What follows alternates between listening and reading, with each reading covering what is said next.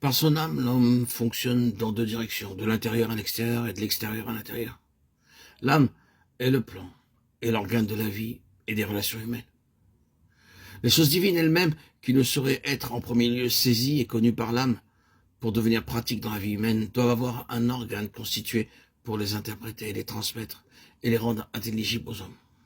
Ainsi, ce qui ne peut être reçu que par l'esprit avec ses facultés particulières est transmis par une attention pratique, d'abord à l'instrument lui-même, ensuite aux autres hommes par le moyen de l'âme. Cela peut se faire par une intelligence éclairée, pour exprimer la vérité, la raison, par un cœur rempli de joie ou d'amour, pour le réconfort et l'encouragement. Nous sommes ici dans le domaine du sentiment, ou par une énergie vivifiée, pour l'action ou l'exécution. Ici, il s'agit de la volonté.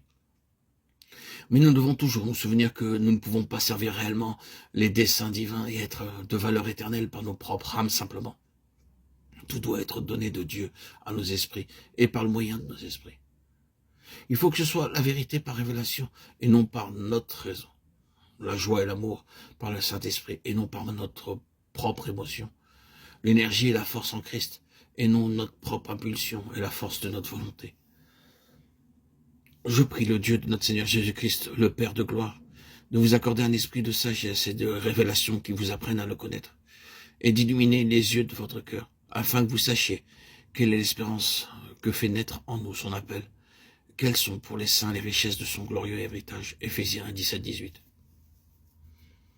Lorsque notre propre raison, nos propres sentiments et notre force de volonté représentent le dessus, l'ordre divin sera de nouveau violé, une position fausse se créera, et le fruit périra, bien qu'il puisse paraître bon pour un temps. Prenons la direction opposée. L'âme peut reconnaître, apprécier, comprendre et saisir toutes les choses de ce monde, dans la mesure de sa capacité naturelle, ou acquise, ou développée.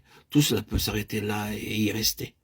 Ou bien, cela peut être élevé sur une base plus haute, et dirigé de manière à être transformé en valeur spirituelle, qui est éternelle, et devenir entièrement utile, parce que vivant, ou bien ce sera rejeté. L'esprit montrera ainsi par son contact avec Dieu ce qui est bon et ce qui est mauvais, ou ce qui n'est qu'apparemment bon. L'âme ne saurait distinguer cela par elle-même. Elle doit avoir un organe spirituel, doué d'une intelligence spirituelle, qui lui transmette les mesures divines.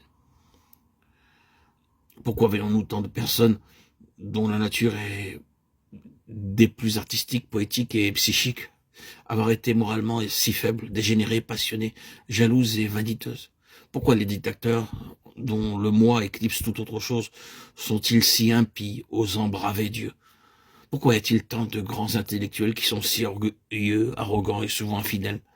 Tout cela, c'est l'âme. La réponse est claire. Ils ne connaissent pas cette union de l'esprit avec Dieu qui établit l'équilibre et le jugement saint, et par conséquent leur propre âme ont le dernier mot. En toute chose, ce n'est pas qu'ils rejettent en tout point le Dieu de l'univers, car ils s'en réfèrent parfois à lui.